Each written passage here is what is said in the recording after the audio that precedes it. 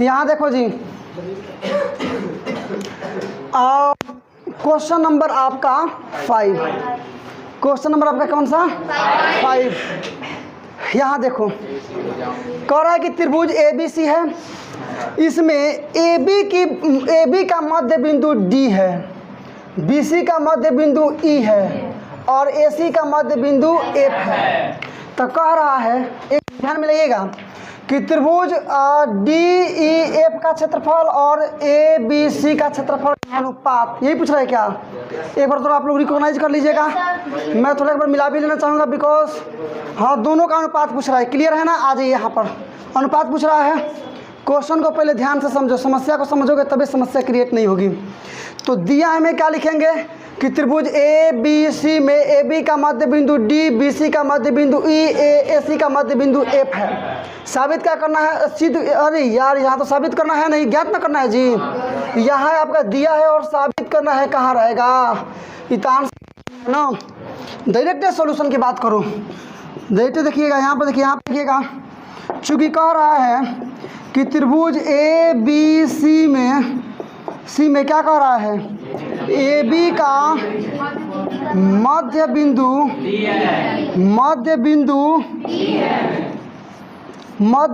D, कमा BC का मध्य बिंदु, एकदम समझो बाबू, BC का मध्य बिंदु E तथा AC का मध्य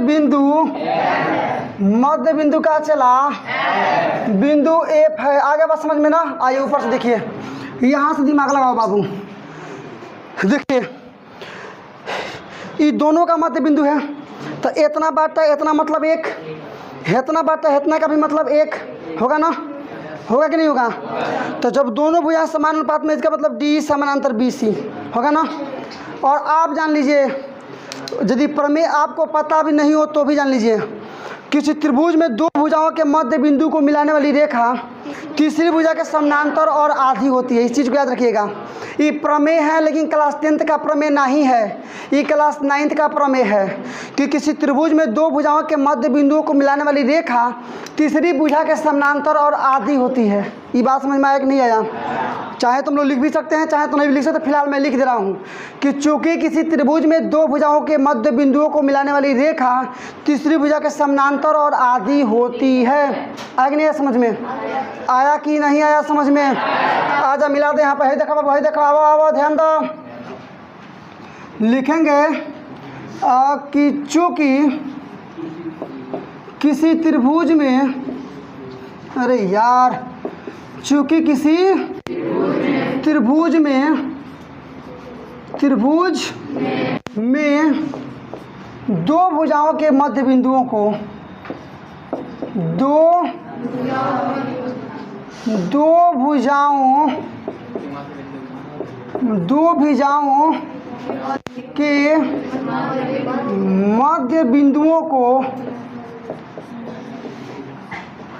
मध्य बिंदुओं को मिलाने वाली रेखा खंड है। भाई सुनो ध्यान से, मिलाने वाली रेखा खंड तीसरी भुजा समानांतर तीसरी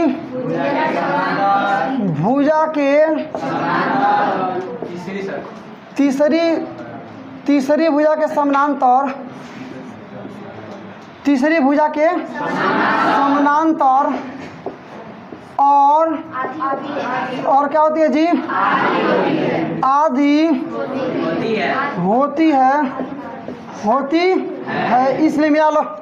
देखो डायरेक्ट ध्यान दो यहाँ पर, इसलिए डायरेक्ट मैं यहाँ पर हम लोग कर देंगे ऐसे। देखिए ध्यान दीजिए, आधी हो गया ना, इसलिए डायरेक्ट देखो DF समानांतर BC, DF समानांतर BC तथा DF बराबर BC का था ना, BC का मैंने BC बटा 2 आया समझ में? उसी पर DE बराबर DE समानांतर AC, क्या होगा बाबू? DE समानांतर AC ना, तथा बराबर AC बटा 2 तथा लास्ट में इधर से EF समानांतर AB मान FE ना जी, FE समानांतर FE तथा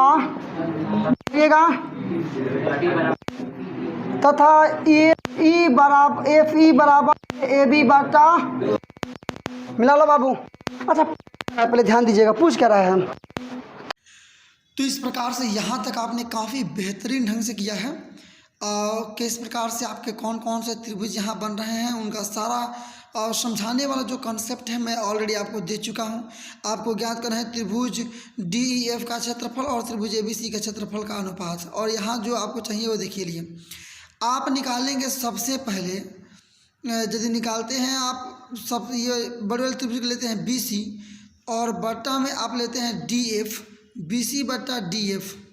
तो इसके बाद से बराबर में BC को तो ज्यों कहते हैं वो छोड़ देंगे, BC का BC ही लिख देंगे, BC को BC ही लिख देंगे, लेकिन DF को लिख सकते हैं BC बट्टा 2। तो BC बट्टा 2 कर दिए इसको। अब यहाँ बनाते हैं BC छोड़ देंगे, मेन बट्टा ये वाला आपका है उलट जाएगा 2 बट्टा BC, BC से BC कट जाएगा, केवल 2 नीचे कुछ नहीं तो 1 अनुपात आ गया आपका 2:1 मतलब 2 बट्टा 1। फिर निकालते हैं आप दूसरी भुजा के, अब इसको हम लोग बराबर करते हैं, मतलब लेते हैं AB, तो AB बट्टा EF या FE। तो हम लोग लेते हैं यहाँ पर AB बट्टा FE, तो ये भी इसी प्रकार से आ जाएगा आपका 2 बट्टा 1। और इसी प्रकार से लास्ट वाला भी लेते हैं यदि आप कि AC बट्टा DE, तो ये भी आ जाएगा आपका 1 बट्टा 2 बट्टा 1। आप मिला सकते हैं यहाँ पर, चूँकि सारा कॉन्सेप्ट सेम चलेगा इसलिए आप इसको आराम से कर सकते हैं। आप देख लीजिए S समरूपता प्रमेय से दोनों त्रिभुज समरूप हो गए। क्या हो गए? तो समरूप हो गए। तो S समरूपता प्रमेय से ये दोनों आपके त्रिभुज मतलब त्रिभुज ABC समरूप त्रिभुज DEF, ABC समरूप त्रिभुज DEF। अब आइए हम लोग चूँकि जगह यहाँ है नहीं इसलिए हम लोग लेफ्ट चलते हैं और यहाँ पर बना लेते हैं। चूँकि आप जानते हैं कि दो समरूप त्रिभुजों के क्षेत्रफलों का अनुपात उनके संगत भुजाओं के वर्गों के अनुपात के बराबर होता है। तो इसी कंसेप्ट का यूज हम लोग यहाँ करेंगे। दो समरूप त्रिभुजों के क्षेत्रफलों का अनुपात उनके संगत भुजाओं के वर्गों के अनुपात के बराबर होता है। मतलब त्रिभुज ABC का क्षेत्रफल बट्टा त्रिभुज DEF का क्षेत्रफल बट्टा त्रिभुज यहाँ DEF का क्षेत्रफल, तो बराबर आपका आ जाएगा। ऊपर वाला में हम लोग मैंने बड़े वाले त्रिभुज ABC में लेते हैं हम लोग क्या, तो यहाँ पर AB का स्क्वायर और बट्टा में AB का संगत यदि आप निकालते हैं तो आप देख सकते हैं मतलब EF FE, तो FE का स्क्वायर। अब इसका मान निकल गया है 2 बट्टा 1, 2 बट्टा मान इसका 1 निकल गया है, तो 2 और बट्टा में 1 स्क्वायर कर देंगे मतलब 2 दूना 4 और आ जाएगा आपका रेशियो में 1 मतलब 4:1। इस प्रकार से आपका आंसर आ गया इसका 4:1, जो कि सही आंसर भी है और काफ़ी बेहतर तरीके से काफ़ी कम समय में हम लोगों ने इस प्रश्न का हल निकाला। तो अब इसके बाद देखेंगे क्वेश्चन नंबर अगला। क्वेश्चन नंबर अब आपका 6, क्वेश्चन नंबर 6 एक थ्योरम है। क्वेश्चन नंबर 6 एक प्रमेय है। क्या रे भाई? क्वेश्चन नंबर 6 एक प्रमेय है, एक थ्योरम है।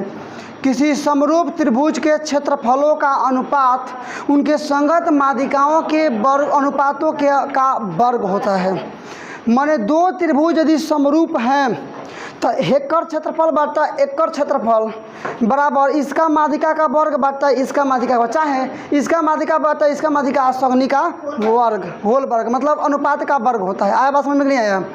हमने क्या किया है बाबू कि त्रिभुज ABC और त्रिभुज PQR मान लिए हैं जो कि समरूप है। क्वेश्चन कह रहा है तो क्वेश्चन समरूप कह रहा है तो दोनों का समरूप मान लिए हैं, जिसमें AD जो है वो त्रिभुज ABC की माध्यिका है, जबकि ये जो PM है वो त्रिभुज PQR की माध्यिका है। ये बात क्लियर हुआ कि नहीं हुआ? तो आपने साबित करना है कि इनके क्षेत्रफलों का अनुपात इनके माध्यिकाओं के अनुपात का वर्ग होगा। मतलब क्षेत्रफलों का अनुपात माध्यिकाओं का अनुपात मतलब AD बटा PM का वर्ग, यही साबित करना। प्रमाण की बात मैं डायरेक्टली आपके क्लास में आज करने वाला हूँ। डायरेक्टली प्रमाण की बात, कोई लॉन्ग लपेटी नहीं, कोई तामझाम नहीं, कोई दिखावा नहीं, कोई ये सारा बनावटी चीज़ें नहीं, कृत्रिम चीज़ें नहीं, ये सारी वास्तविकता है जो आप वास्तविकता आप समझ ले। जैसे कि अब देखो सबसे पहले ये जानिए कि चूंकि A D A B C की माध्यिका है, P M P Q R की माध्यिका है, तो माध्यिका का मतलब बराबर भाग में बांटेगी, माने बी डी बराबर सी डी और क्यू एम बटा आर एम। ये होगा कि नहीं होगा? तो इतना बात लिखिए ना कि चूँकि बाबू समझ लो बात को, बात नहीं समझोगे काम गड़बड़ा जाएगा। तो काम नहीं गड़बड़ाए, एक ही बार में पूरे प्रश्न आपके माइंड में जगह बना ले। इसके लिए ज़रूरी है कि आप आराम से शांति चित्त होकर के पूरे बात को ध्यान से आप समझे, कंसंट्रेशन में ले इसको लिखेंगे। चूँकि ए डी त्रिभुज ए बी सी की का बाबू माध्यिका है। यहाँ देख लो, जबकि बातचीत नहीं करने का क्लास में, जबकि पी एम त्रिभुज पी क्यू आर की क्या चीज बाबू माध्यिका मिला लीजिएगा, माध्यिका है। इसका मतलब बराबर हो जाएगा बी डी बटा सी डी, इसलिए बी डी बटा बराबर में सी डी तथा क्यू एम बटा में आर एम, क्यू एम बटा में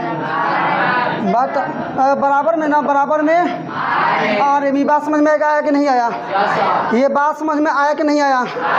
ये दोनों बराबर है, ये इसके बराबर है, ये इसके बराबर है।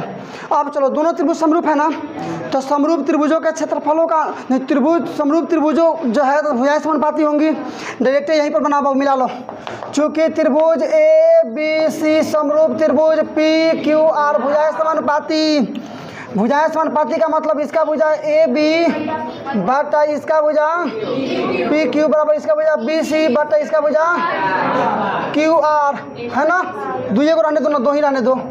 या ए बी बटा में पी क्यू बराबर, देखिए बी सी को आप चाहें तब बी डी, आप बी सी को चाहे पूरा बी सी को यहाँ से वहाँ तक, तब B D plus C D लिख सकते हैं, लिख सकते नहीं लिख सकते हैं। और क्यू आर को चाहे तो क्यू एम प्लस में आर एम लिख सकते हैं, लिख सकते नहीं लिख सकते हैं। ऊपर जाके क्या करेंगे ना कि ए बी बटा पी क्यू छोड़ देंगे, छोड़ेंगे नहीं छोड़ेंगे। आप बी डी तब बी डी, सी डी के जगह यहाँ पर फिर लिख देंगे बी डी, कहें कि बराबर है। क्यू एम तो क्यू एम, आर एम के जगह पर फिर लिख देंगे क्यू एम। ये बात ऊपर करेंगे। आया बात समझ में नहीं आया? माने डायरेक्ट हम लोग करेंगे कि ए बी बटा पी क्यू बराबर में क्या हो जाएगा, बी डी प्लस में फिर से बी डी बटा में क्यू एम प्लस में फिर से क्यू एम।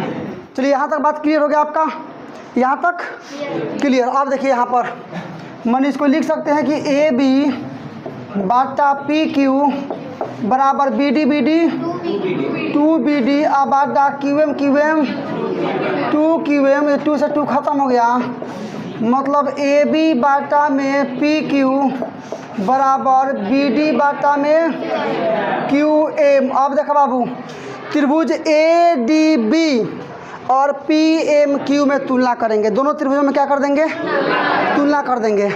तो इतना बाटा इतना बराबर इतना बाटा इतना, अबे साबित किए हैं। कोण बी बराबर कोण क्यू, क्योंकि दोनों त्रिभुज समरूप है, दिया है मान लीजिए, चाहे समरूप है मान लीजिए। तो एस ए समरूपता पर दोनों समरूप, इसलिए हेतना बाटा हेतना बराबर हेतना बाटा हेतना। और इसी की आवश्यकता थी। देखिए ये लंबा भी क्वेश्चन में बन सकता था, छोटा में भी बन सकता था, लेकिन लंबा हम लोग करके बनाए तो कॉन्सेंट्रेशन पर आ रहा है, मतलब कहने का मतलब कि सच्चाई पर आ रहा है।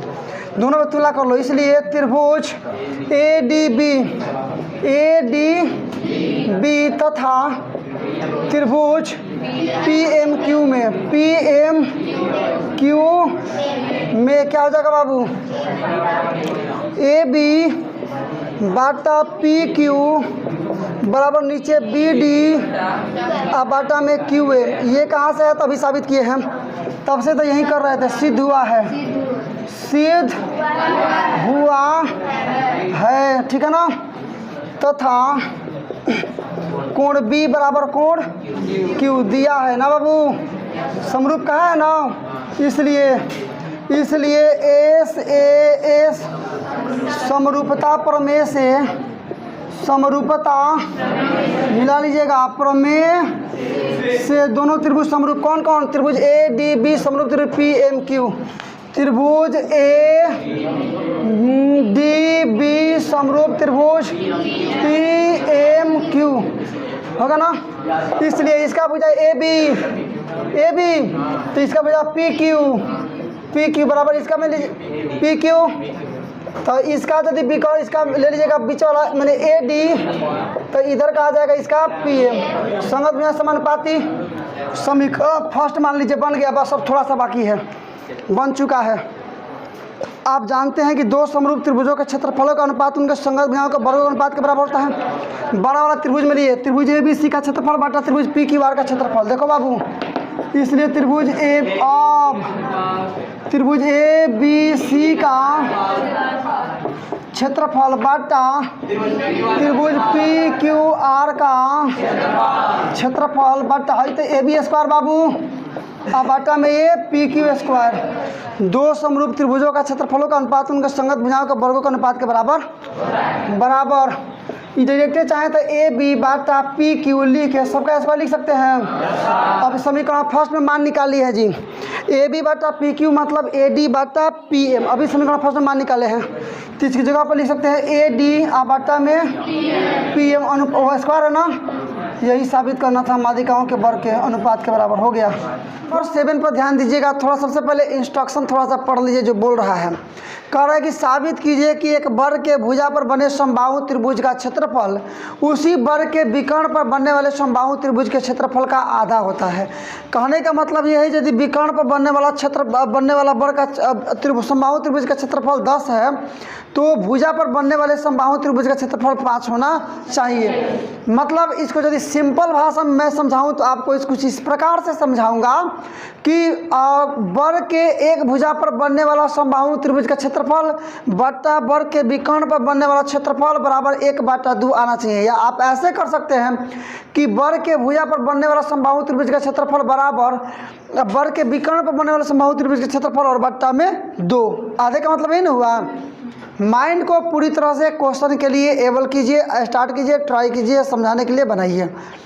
कह रहा है कि एक वर्ग के भुजा पर बने समबाहु त्रिभुज का क्षेत्रफल, दो चीज़ें आपको जाननी पड़ेगी। ये वर्ग क्या होता है तो वर्ग एक ऐसा चतुर्भुज है जिसके चारों भुजा आपस में बराबर होते हैं और उसके विकर्ण की लंबाई होती है √2 गुणे भुजा। कंफर्म। समबाहु त्रिभुज क्या होता है तो एक ऐसा त्रिभुज जिसकी तीनों भुजाएं आपस में बराबर होती है तो उनको समबाहु त्रिभुज कहा जाता है। एक ऐसा त्रिभुज जिसकी तीनों भुजाएं आपस में बराबर हों तो उनको समबाहु त्रिभुज कहा जाता है। पहले एक फिगर देख लीजिए तब आप इस बात को समझ पाएंगे। जैसे कि अभी जो आप ये फिगर देख रहे हैं, चाहे हमने जैसे भी टूटे फूटे लाइनों में खींचा है, आप अच्छा से खींच लीजिएगा। यही वर्ग है। क्या है बाबू? वर्ग है। और ये इसका एक विकर्ण हो गया। क्या हो गया? विकर्ण। तो समबाहु त्रिभुज का यदि विकर्ण पर समबाहु त्रिभुज नहीं है तो जितना बड़ा ये विकर्ण है उतना ही बड़ा ऐसे होना चाहिए ना जी, और उतना ही बड़ा ऐसे होना चाहिए। और भुजा पर समबाहु त्रिभुज बनाइएगा तो ये भुजा पर ऐसे आना चाहिए। कहने का मतलब ये है बाबू कि मान लीजिए कि ए बी सी डी वर्ग है, विकर्ण ऐसी है, इसको पी कर लेते हैं, इसको क्यू कर लेते हैं। हालांकि नामकरण में क्या रखा है, आप कुछ भी नामकरण कर सकते हैं, इसमें कोई डोंट मैटर। तो यदि वर्ग का भुजा ए मान लिए तो एक भुजा ए है, इसका मतलब ये भी ए होगा, ये भी ए होगा, ये भी ए होगा। इसका मतलब भुजे पर नहीं समबाहु त्रिभुज बना है। समबाहु त्रिभुज का मतलब तीनों भुजा बराबर, तो ये ए है तो ये भी ए हो गया, ये भी हो गया। यदि आप निकालते हैं विकर्ण तो विकर्ण के लिए फॉर्मूला होता है √2 गुणे भुजा। तो √2 आ गुणे भुजा, भुजा का मतलब ए है ना बाबू, तो ए मतलब ये होगा √2 ए, तो ये भी तो बराबर है ना है √2 ए, और ये भी तो बराबर है ना है, माने √2 ए होना चाहिए। फिलहाल अभी फिर से क्वेश्चन को समझिए। आपने साबित करना है कि त्रिभुज सी डी क्यू का क्षेत्रफल बराबर त्रिभुज ए बी पी का क्षेत्रफल बटा 2। मतलब इसके वर्ग के एक भुजा पर बनने वाले समबाहु त्रिभुज का क्षेत्रफल इसी के विकर्ण पर बनने वाले समबाहु त्रिभुज के क्षेत्रफल का आधा होता है। क्लियर क्लियर क्लियर क्लियर हुआ कि नहीं हुआ? क्लियर समझ रहे हैं ना आप लोग? आइए हम लोग मान लेते हैं सबसे पहले ना कि माना कि चतुर्भुज ए, माना कि वर्ग ए बी सी डी है जिसका विकर्ण ए सी है। मान लेते हैं, मान लेंगे ना। आइए ध्यान दीजिए यहाँ पर। तो क्वेश्चन नंबर 7 और सॉल्यूशन हम लोग लिख ही रहे हैं, तो यहाँ पर यही बात आपको लिखना पड़ेगा कि माना कि वर्ग ABCD की भुजा की लंबाई, मान लीजिए भुजा की लंबाई ए माने है ना जी, बराबर भुजा की लंबाई मतलब ABCD AD है ना जी, मतलब AB बराबर में BC बराबर में CD बराबर में DA कर सकते हैं, बराबर में A मान लिए है ना। इसलिए वर्ग का विकर्ण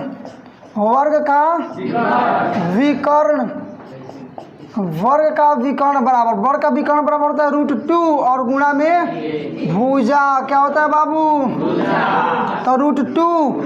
आप भुजा क्या मान लिए हैं, ए माने है ना, तो ये हो जाएगा √2a, इसलिए सब √2a है। ये बात आप लोग समझ गए।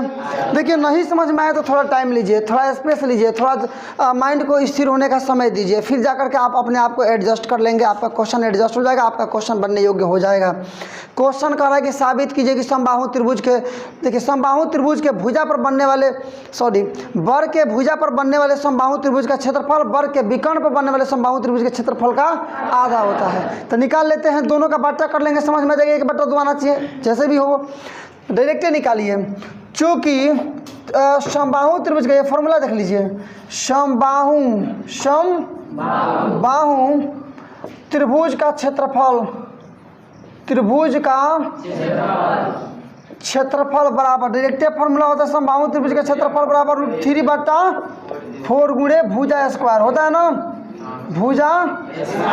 ये भुजा स्क्वायर मतलब √3/4, भुजा का मतलब ए माने है ना, नहीं सॉरी इतना ही छोड़ दीजिए, √3/4 गुणे भुजा स्क्वायर। इस समबाहु त्रिभुज का क्षेत्रफल है, किसका क्षेत्रफल है, तो ऊपर रख दीजिए। देखिए आपको निकालना क्या है, आपको करना है कि मैंने भुजा पर बनने वाले समबाहु त्रिभुज मतलब CDQ का क्षेत्रफल विकर्ण पर बनने वाले समबाहु त्रिभुज का आधा होता है, मतलब विकर्ण ऐसी है ना APC का क्षेत्रफल बाटा में 2 निकालना है ना। चलिए दोनों को हम डायरेक्टली अनुपात निकाल लेते हैं। इसलिए त्रिभुज CDQ का क्षेत्रफल है अब बाटा त्रिभुज APC का क्षेत्रफल, क्या कर देंगे हम लोग, त्रिभुज CQD का क्षेत्रफल अब बटा त्रिभुज APC का क्षेत्रफल। देखिए यहाँ मिलाइए, ये ऊपर वाला भी तो होगा √3/4 गुणे भुजा है ना जी, भुजा स्क्वायर, तो भुजा यहाँ पर क्या है, इस वाले त्रिभुज का A है, तो A का स्क्वायर होगा ना, बटा यहाँ पर भी √3/4 इंटू भुजा, इसका भुजा देखिएगा तो क्या है √2a, क्या है बाबू √2a, स्क्वायर है तो स्क्वायर कर देंगे ना, ये √3/4 से √3/4 कट जाएगा, मिला लीजिए, a स्क्वायर बटा रूट से वर्ग कैंसिल, केवल 2a स्क्वायर से a स्क्वायर कट खत्म हो गया। यहाँ मिला लीजिएगा थोड़ा सा, मतलब आ गया आपका त्रिभुज CQD का क्षेत्रफल बराबर निकाल लेते हैं, के बार ये भागे में है, नीचे है, उधर का तो गुणा हो जाएगा, इधर बच क्या गया है, इधर तो ऊपर कुछ नहीं, तो 1 बचा है, नीचे क्या बचा है 2 बचा है, ये नीचे उधर जाकर मल्टीप्लाई में चला जाएगा, मतलब त्रिभुज APC का क्षेत्रफल। और देखिए आपको साबित क्या करना था कि त्रिभुज के भुजा पर बनने वाले समबाहु त्रिभुज का क्षेत्रफल उसके विकर्ण पर बनने वाले समबाहु त्रिभुज के क्षेत्रफल का आधा होता है। तो भुजा पर बनने वाले समबाहु त्रिभुज का क्षेत्रफल और विकर्ण पर बनने वाले समबाहु त्रिभुज के क्षेत्रफल का 1/2 मतलब आधा। साबित नहीं हो गया? आप डायरेक्ट इसको चाहें तो बट्टा में भी लिख सकते हैं या फिर इतना भी केवल लिख करके छोड़ सकते हैं। ये साबित करना था, आपका अप्रूव्ड हो गया, क्योंकि ये भुजा पर बनने वाला समबाहु त्रिभुज है, ये विकर्ण पर बनने वाला समबाहु त्रिभुज है। क्वेश्चन नंबर आपका 8 देखिए, क्वेश्चन नंबर 8 और क्वेश्चन नंबर 9 दोनों ऑब्जेक्टिव्स हैं। क्या है बाबू? क्वेश्चन नंबर 8 और क्वेश्चन नंबर 9 दोनों ऑब्जेक्टिव है। आपको सही आंसर चुनना है, विकल्प चुनना है, कौन सा विकल्प सही है। पहले क्वेश्चन पढ़िए।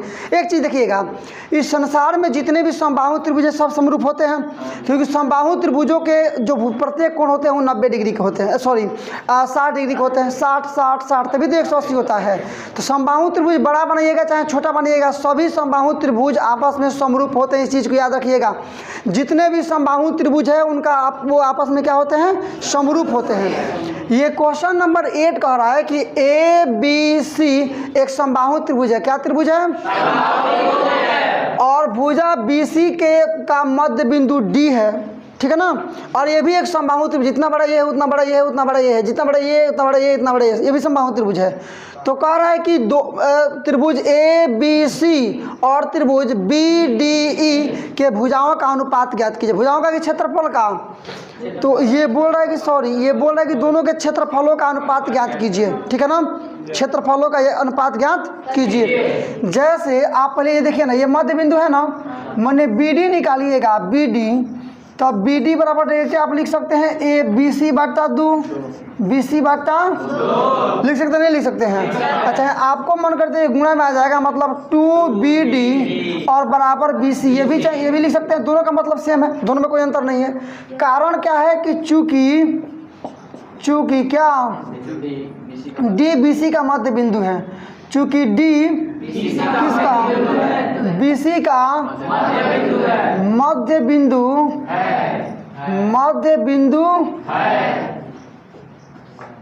बिंदु है, इसलिए आपका ऐसा हो गया, कोई दिक्कत नहीं है। लिखेगा चूंकि सारे समबाहु त्रिभुज समरूप होते हैं। क्या होते हैं जी? सभी समबाहु त्रिभुज समरूप होते हैं ना जी। सभी समबाहु त्रिभुज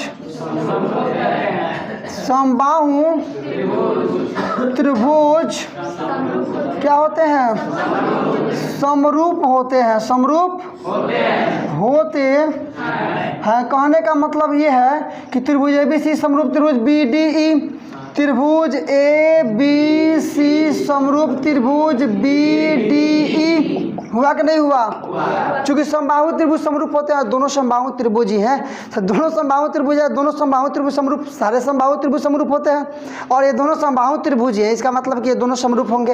अब आप एक चीज़ जानते हैं कि समबाहु त्रिभुज के क्षेत्रफलों का अनुपात उनके संगत भुजाओं के वर्गों के अनुपात के बराबर होता है। समबाहु त्रिभुज के क्षेत्रफल का अनुपात उनके संगत भुजाओं के वर्गों के अनुपात के बराबर होता है। अब देखो, इसलिए त्रिभुज ABC का क्षेत्रफल यही ना पूछ रहा है जी, और बाटा में त्रिभुज BDE का क्षेत्रफल यही पूछ रहा है। तो लिख लीजिएगा, निकाल लीजिएगा जो पूछ रहा है।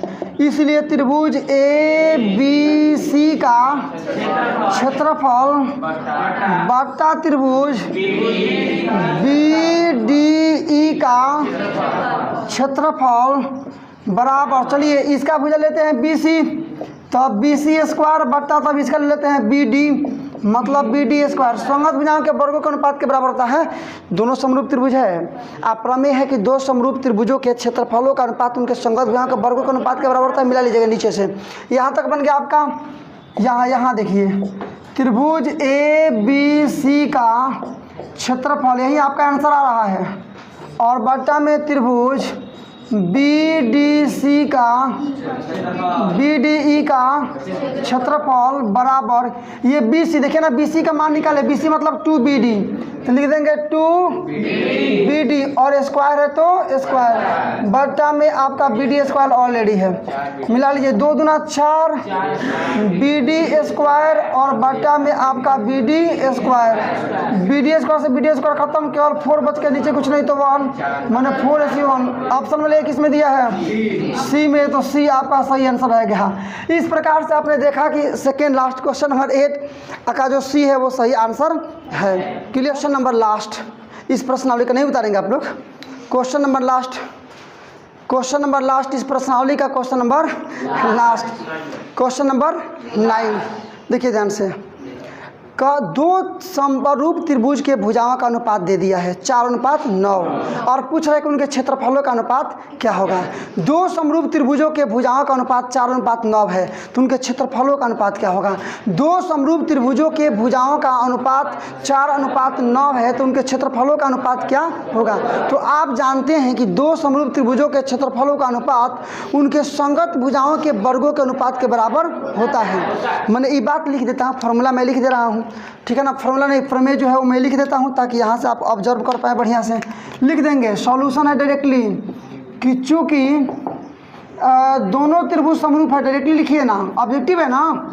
दोनों त्रिभुज समरूप है, दोनों त्रिभुज समरूप है,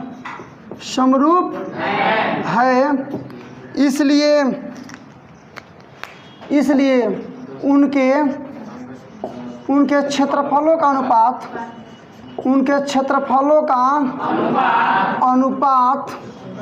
अनुपात बराबर संगत भुजाओं के वर्गों, माने भुजाओं के वर्गों का अनुपात, भुजाओं के वर्गों का अनुपात मिला लीजिएगा बराबर, पहला है 4, दूसरा है 9 और दोनों का वर्ग मतलब वर्ग कर दीजिए।